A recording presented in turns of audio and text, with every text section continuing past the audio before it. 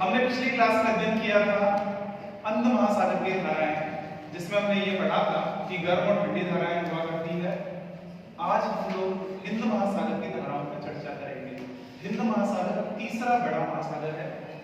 First प्रशांत महासागर, second Atlantic महासागर और तीसरा है हिंद महासागर। हिंद महासागर की धाराओं को भूमध्य रेखा के आधार पर दो भागों में बांटा गया है, उत्तरी हिंद महासागर की धाराएं और दक्षिणी हिंद महासागर की धाराएं। यहाँ विशेष हमें यह ध्यान रखने की जरूरत है कि हिंद महासागर की जो धाराएं हैं, उत्तरी हिंद महासागर की धाराएं, ये मानसूनी पवनों के अनुसार दिशा बदलती है। इसको मुख्य रूप से इसीलिए परिवर्तनशील धाराएं भी कहा जाता है। इसका मुख्य कारण यह है क्योंकि ये दिशाएं बदलती है। दक्षिणी पश्चिमी मानसूनी प्रवाह, दक्षिणी पश्चिमी मानसूनी प्रवाह से अभिप्राय यह है कि जब भारत में न्यून वायुदाब का केंद्र होता है तो पवने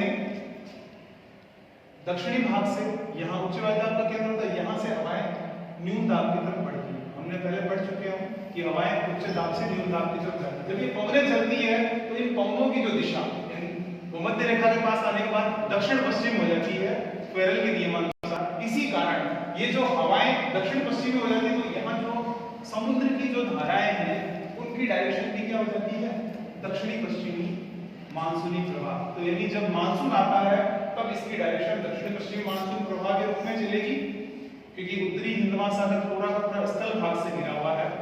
जैसे ही शीतकाल शुरू हो जाता है, यहाँ से मानसून का प्रभाव खत्म हो गया तो मानसून लौटने लगता है तो उसकी दिशा बदल जाती हो जाती है उत्तरी पूर्वी मानसूनी प्रवाह। तो उस समय ये हवाएं क्या होती है, ये जो धाराएं चल रही है हिंद महासागर की, उनकी दिशा भी बदल जाती है। वो दिशा हो जाती है उत्तरी पूर्वी मानसूनी धाराओं के रूप में। उत्तरी हिंद महासागर की प्रमुख धाराएं यही है, इनको दो भागों में बांटा गया है जो मानसून के अनुसार बदलती है। दक्षिणी हिंद महासागर की धाराओं पर अगर बात करें तो दक्षिणी हिंद महासागर की धारा, पहली धारा दक्षिणी विषुवत-रेखीय धारा, यानी जावा सुमात्रा द्वीपों के यहाँ से प्रारंभ होकर भूमध्य रेखा के दक्षिण में इसके सारे चलती है अफ्रीका महाद्वीप तक, और उसके बाद इसकी एक शाखा मुड़ के प्रति विषुवत-रेखीय धारा के रूप में चली जाती है वापस, और ये जो दक्षिण विषुवत-रेखीय धारा अफ्रीका के यहाँ आके समाप्त होती है। यहाँ से ये मुड़ के नीचे की तरफ बढ़ती है और यहाँ अफ्रीका महाद्वीप के पूर्वी तट पर जो एक द्वीप है, इसका नाम है मेडागास्कर द्वीप। तो मेडागास्कर द्वीप के पास ये धाराएं पहुंचेगी। जैसी धारा पहुंचती है दो टुकड़ों में बढ़ जाती है। इसके इस तरफ वाली भाग की जो धारा है इसे मेडागास्कर की धारा कहा गया है, और अफ्रीका के पास और मेडागास्कर के पश्चिम की तरफ इसे कहा गया है मोजाम्बिक की धारा। मोजाम्बिक की धारा, ये दोनों धाराएं चलती रहती है द्वीप के दोनों तरफ, और जैसे ही द्वीप कंप्लीट होता है फिर से मिल जाती है। दोनों मिल जाने के कारण यहाँ फिर एक नई धारा का उत्पत्ति होती है जिसे नाम दिया गया है अगुलहास की धारा।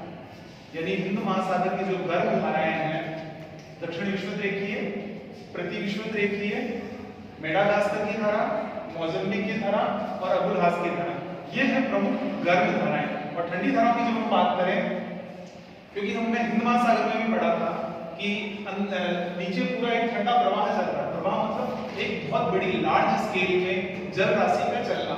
ये ठंडी पवनें हैं, इन्हें दक्षिण पश्चिम पछवा हवाएं के नाम से जाना गया है, या फिर दक्षिण हिंद महासागर पछवा प्रवाह के रूप में नाम दिया गया। ये पूरा पूरा ठंडा प्रवाह है, और इसी प्रवाह की एक शाखा जो कि ऑस्ट्रेलिया महाद्वीप के पश्चिम की तरफ निकलती है, ये ठंडी धारा के रूप में आगे की तरफ बढ़ती है, पश्चिमी ऑस्ट्रेलिया की धारा। अब यहाँ एक प्रश्न हमारे दिमाग में ये आता है, जितने भी महाद्वीप हुए हैं उन महाद्वीपों के पश्चिमी तट पर ठंडी धाराएं चलती है। हमने अफ्रीका की बात करी तो वहां पर भी दक्षिणी ठंडी धारा थी, और ऑस्ट्रेलिया के पश्चिम में भी पश्चिमी ठंडी धारा है। जहां ठंडी धाराएं चलेगी उन सभी क्षेत्रों में मरुस्थल रहेंगे। बाकी चर्चाएं नेक्स्ट वाली क्लास में।